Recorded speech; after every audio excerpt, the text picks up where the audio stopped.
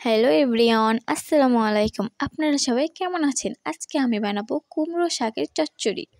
প্রথমে আমি কড়াইতে দিয়ে দিলাম আলু,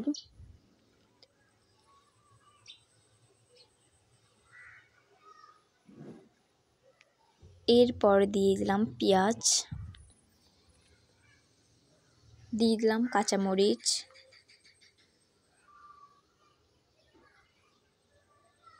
এরপর আমি দিয়ে দিলাম পরিমাণ মতো লবণ, হলুদ এবং তেল।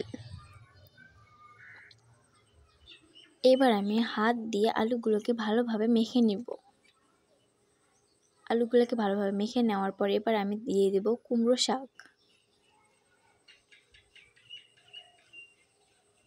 কুমড়ো শাকগুলো দিয়ে আবার একটু ভালোভাবে মেখে নেব।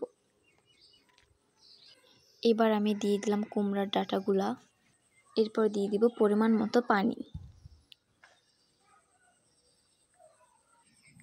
এর উপর দিয়ে দেব আমি একটু তেল। এইবার কড়াইতে ঢাকনা দিয়ে চুলার উপর বসিয়ে দিব।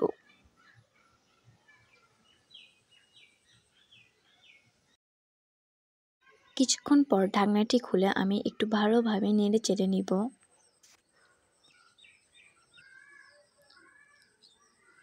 কুমড়ো শাকের চচ্চড়িটা হয়ে এসেছে। এবার আমি ঢাকনা দিয়ে ঢেকে চুলার উপর আরেকটু রেখে দিব।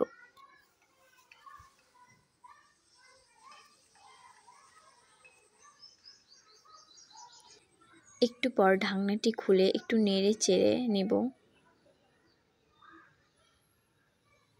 আমাদের তরকারিটি হয়ে এসেছে, এবার আমি নামিয়ে নেব।